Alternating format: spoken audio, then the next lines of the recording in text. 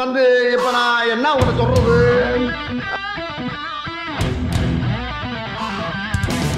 Hey guys, welcome to காக்கா கூட்டம் தமிழ். நான் டிடி ப்ரோ. நம்ம ஃப்ரெண்ட்ஸோட வாரம் ஞாயிற்றுக்கிழமை காலையில் சண்டே கிரிக்கெட் மேட்ச் விளையாடிட்டு இருக்கிறது உங்களுக்கு தெரியும். அடிக்கடி நம்மளுடைய இன்ஸ்டாகிராமில், ஃபேஸ்புக்கில், நம்ம யூடியூப் ஷார்ட்ஸில் எல்லாம் அந்த வீடியோக்களை போட்டுகிட்டே இருப்பேன். ஃபர்ஸ்ட் டைமாக டர்ஃபில் போய் பசங்களோட கிரிக்கெட் விளையாடலான்னு ஒரு பிளான் பண்ணி இன்னைக்கு வந்திருக்கோம். நாங்கள் பாருங்கள், நாங்கள் விளையாட போகிற டர்ஃப் இதுதான். இப்போ டர்ஃபில் விளையாடுற எக்ஸ்பீரியன்ஸ் எப்படி இருக்குங்கிறத பார்க்கலாம் வாங்க. லைட் வெளிச்சத்தில் பார்க்கறதுக்கு சூப்பராக இருக்கு. இந்த டர்ஃப் எங்கே இருக்குன்னு கேட்டால் கோயம்புத்தூரில், போத்தனூரில், திருமறை நகருங்கிற ஏரியாவில் இருக்கு. உண்மையாலுமே பிரம்மாண்டமான டர்ஃப் தான். பார்க்கறதுக்கே ஆசையா இருக்கு, விளையாடுறதுக்கு ஆர்வத்தை தூண்டுதுப்பா. ஆனா நம்ம கிரவுண்ட்ல விளையாடும் போது சிக்ஸ் எல்லாம் அடிக்கும் போது பசங்க சும்மா கிலோமீட்டர் கணக்கு ஹைட்டா லாங்கா அடிப்பானுங்க. 2 தென்னை மரம் ஹைட்டுக்கு அடிப்பானுங்க. இங்க பாத்தீங்கன்னா மேல பாத்தீங்களா இந்த மாதிரி நெட்டு போட்டிருக்காங்க. டிஸ்டன்ஸ் எல்லாம் நம்ம ரியலா கிரவுண்ட்ல விளையாடுற மாதிரி விளையாட முடியாதுங்கிற ஒரு சின்ன வருத்தம் தான். இருந்தாலும் இந்த மாதிரியான ஒரு அட்மாஸ்பியர்ல விளையாடுறதும் ஒரு ஹாப்பினஸ் தான். பசங்க டீம் பிரிச்சுட்டு இருக்கானுங்க. ஒரு டீமுக்கு 8 பசங்க, 2 டீமுக்கு 16 பேர் புக் பண்ணிருக்கோம். நாம ரெட் டென்னிஸ் பால்ல விளையாடும் போது அது பால் நல்ல வெயிட்டா இருக்கும். கேட்ச் பிடிக்கிறது, ஃபீல்டிங் பண்றது, பேட்ல ஷாட் அடிச்சா சும்மா எகுறதெல்லாம் சூப்பரா இருக்கும். இந்த கிரீன் பால் எப்படி இருக்குங்கிறது தெரியல. வாங்க கிரீன் பால் வாங்கி பார்க்கலாம். அந்த பால் கூட பார்ப்போம். இந்த பால்ல எங்களுக்கு விளையாட எக்ஸ்பீரியன்ஸ் இல்ல, இருந்தாலும் இந்த பால்ல தான் இன்னைக்கு நாங்க விளையாட போறோம். இது மட்டும் இல்லாம ஒரு டோர்னமெண்ட்ல நாங்க ஜாயின் பண்ணிருக்கோமா, அதோட பிராக்டிஸ்க்காக வேண்டி தான் நாங்க டர்ஃபுக்கு வந்திருக்கோம். டீம் பிரிக்கிறதுலயும் பவுலிங் போடுறதுலயும் பசங்க பயங்கர பரபரப்பா இருக்காங்க. நான் பாத்தீங்கன்னா வீடியோ எடுக்கிறதுல பரபரப்பா இருக்கேன். ரெட் டென்னிஸ் பால்ல விளையாடி கிரீன் பால்ல விளையாடினா மக்கள் கன்ஃபியூஸ் ஆறாங்க. ஏன்னா பேட்டிங்கா பவுலிங்கா? டேய் ஏய், நான் பேட்டிங் டீமா பவுலிங் டீமா? நான் அம்பையரா? நீ பவுலிங் டீமா? ஓகே, நான் வீடியோ கேமராமேன் இல்லாம இருந்தா போதும்.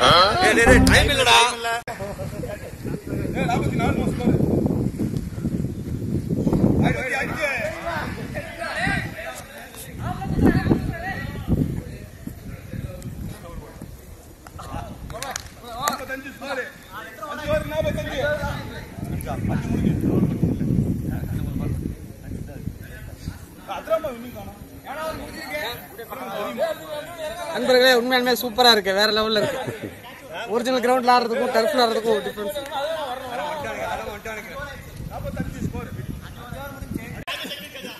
கேமரால பார்த்தா அவுட். வாங்க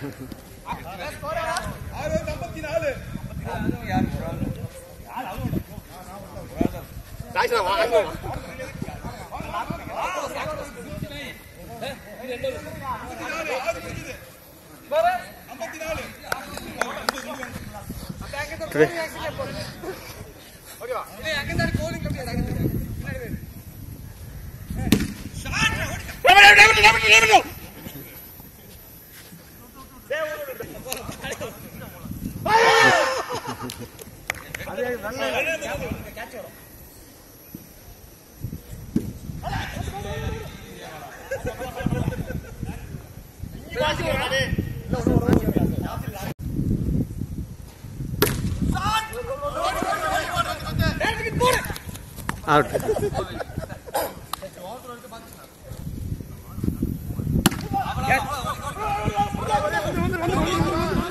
What? Out.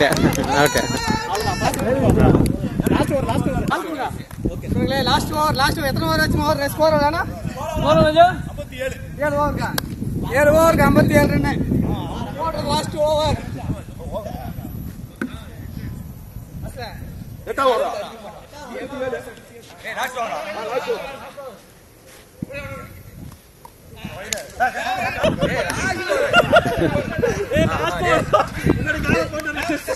பாபரே கிரீஸ் எல்லாம் இருக்குல்ல பாத்துக்கு பேர் வெளியே நிக்கிறேன் அடிச்சு அவுட் வைட் வைட் வைட்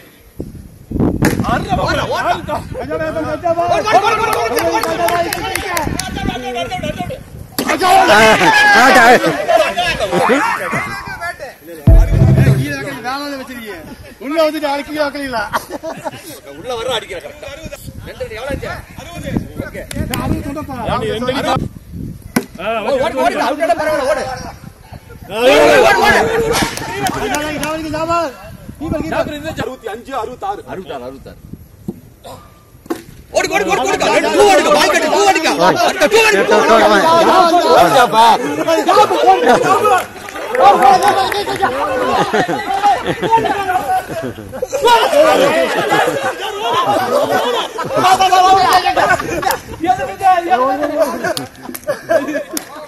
எப்படி போச்சு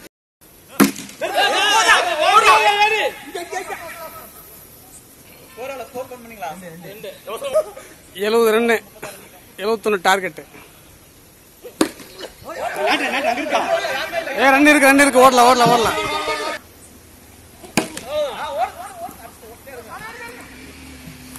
பேக்கப்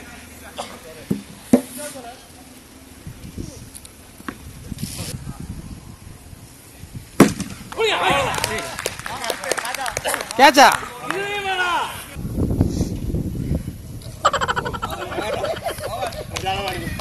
இல்ல பேப்பர் இல்ல இங்க 2 7 இருந்துச்சு ஒரு எடுத்துருக்காங்க 8 பண்ணி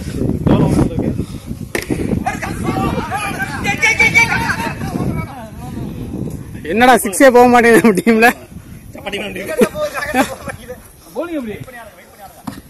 ஓட ஓட ஓட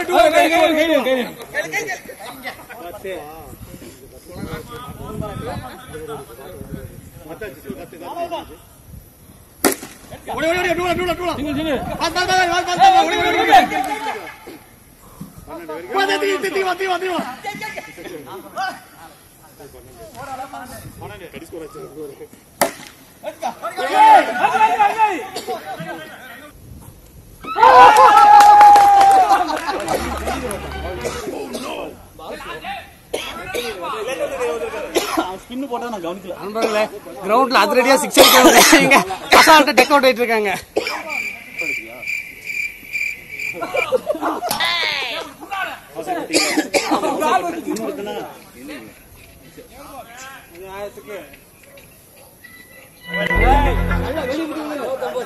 வெயிட் பண்ணி நான் ரொம்ப ஸ்லோவா போறேன். திடீர்னு பாஸ் போடுவான்.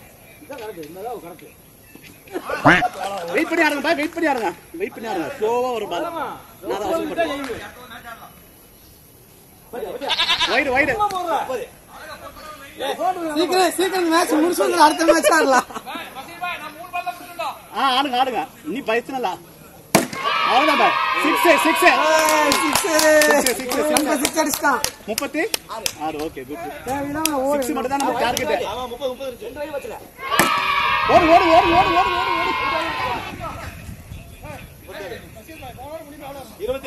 27 வைடு போட்டா பாய் லைஃப்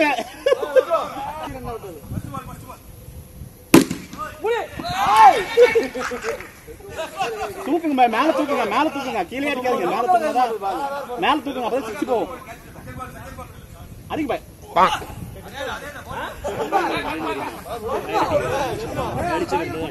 ஒரு மாதிரி இதுவாகுதுல ஆடிங்க பாய். ஓடுங்க ஓடிட்டாங்க. 2 ஓடுறோம் இல்ல ஓடுங்க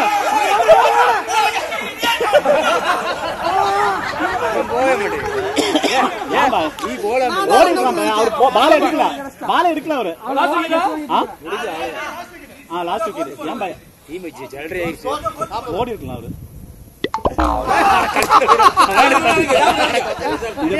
நம்மளாலும்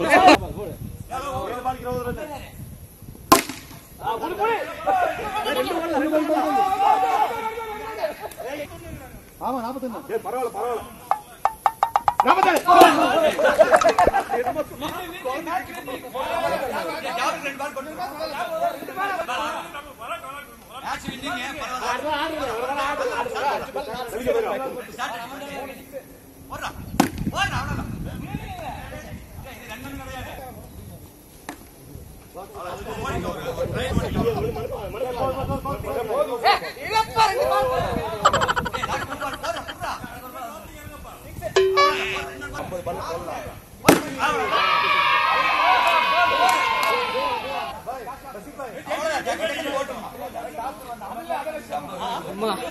கொடுத்த 100 ரூபாய்க்கு 4 ஷாட் அடிச்சாச்சுப்பா.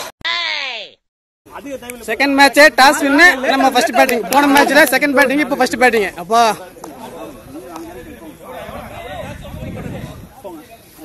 பால் லட்டு மாதிரி வருது, அடிக்க முடியல. ஃபர்ஸ்ட் பால்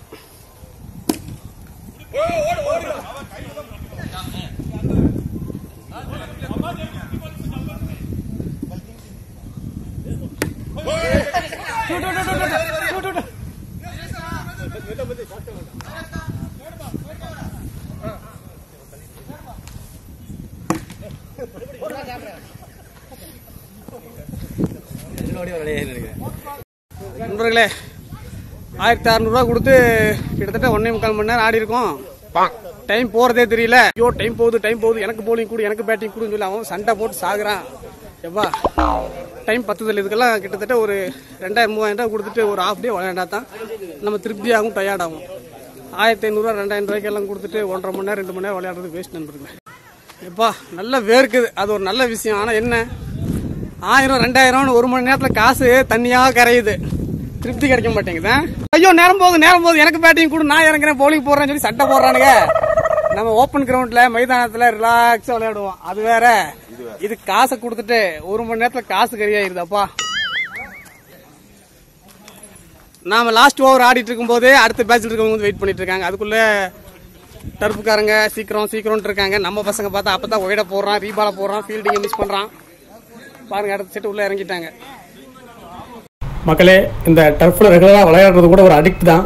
வாரத்துக்கு 2 மேட்ச் விளையாண்டானாக்கா ஆவரேஜா ஒரு 400 ரூபா போயிடும்.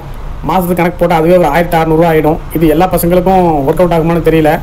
இதுவே ஞாயிற்றுக்கிழமை காலையில் 7 மணிக்கு போய் நம்ம கிரவுண்டை விளையாடுறதுங்கிறது வேற சுகம் தான். ஒரு 100 ரூபா இருந்தால் போதும். போகும்போது ஒரு 4 இட்லி சாப்பிட்டுட்டு ரிலாக்ஸாக போய் பசங்களுக்காக வேண்டி வெயிட் பண்ணிட்டு வர வரைக்கும் ப்ராக்டிஸ் பண்ணிட்டு இந்த மாதிரி டைமிங் எல்லாம் பார்க்காம ஜாலியாக ரிலாக்ஸாக விளையாடலாம். ரியலாக மண்ணில் எவ்வளோ ஷாட் வேணாலும் அடிக்கலாம். அதிகாலை வெயில், அதிகாலை குளிர் எல்லாம் அனுபவிச்சு என்ஜாய் பண்ணி விளையாடலாம். ஃபர்ஸ்ட் பேட்டிங் முடிச்சுட்டு கூட கொஞ்சம் நேரம் ரெஸ்ட் எடுக்கலாம். அப்புறமா செகண்ட் பேட்டிங் விளையாடலாம். மேட்ச் முடிஞ்சதுக்கு அப்புறமா கூட மேட்ச்ல நடந்த சம்பவங்கள் எல்லாம் சொல்லி சிரிச்சு பேசிட்டு அதுக்கப்புறமா வரும்போது ரிலாக்ஸாக டீ கடையில் போய் வடை டீ எல்லாம் சாப்பிட்டு வந்தாலே டோட்டலாக ஒரு 100 ரூபா கூட செலவாகாது. இந்த மாதிரியான ஒரு இயற்கையான கிளைமேட்டில் விளையாடுறத விட்டுட்டு நாம் இந்த மாதிரி இரவு நேரங்களில் அன்டைமில் வந்து இந்த மாதிரியான ஒரு பிளாஸ்டிக் சூழ்நிலையில் விளையாடுறது எப்பவுமே நல்லதில்லை. அதை தவிர்த்துக்கலாம். இயற்கையான விளையாட்டுக்கு எல்லாரும் வாங்க. நல்ல பணம் சம்பாதிக்கிற பசங்களுக்கு வேணால் இது ஒரு சாதாரணமாக இருக்கும். அது இல்லாமல் ஞாயிற்றுக்கிழமை எங்களுக்கு லீவ் இல்லை, ஞாயிற்றுக்கிழமையும் நாங்கள் ஒர்க்கில் இருக்கோங்கிற மாதிரியான ஆட்களுக்கு வேணால் இது ஒர்க் அவுட் ஆகலாம். ஸ்கூல் பசங்களுக்கு யாராச்சும் காசு போட்டு கூட்டிகிட்டு போய் இந்த மாதிரி கேம் எல்லாம் விளையாட பழக்கி விட்டானாக்கா அப்புறமா எப்படியாச்சும் காசு ரெடி பண்ணி இங்கே போய் விளையாடணுங்கிற மாதிரி ஒரு அடிக்ட் மனநிலை ஏற்படுறதுக்கும் கூட வாய்ப்பு இருக்குது. இயற்கையான சூழ்நிலையில் விளையாடுறது தான் பெஸ்ட்டுன்னு என்னுடைய கருத்து. நம்ம காக்கா கூட்டம் தமிழ் யூடியூப் சேனலுக்கு சப்ஸ்கிரைப் பண்ணுங்க, ஃபாலோ பண்ணுங்க. இந்த வீடியோவை பற்றின உங்களுடைய கமெண்ட்டுகளை கீழே பதிவிடுங்க, லைக் பண்ணுங்க. இந்த வீடியோக்களை உங்களுடைய ஃப்ரெண்ட்ஸுகளுக்கு ஷேர் பண்ணுங்க. மீண்டும் வேறு வீடியோவில் உங்களை சந்திக்கிறேன். அதுவரை உங்களிடமிருந்து விடைபெறுவது உங்கள் நண்பன் டிடி ப்ரோ. மகிழ்ச்சி பரவட்டும்.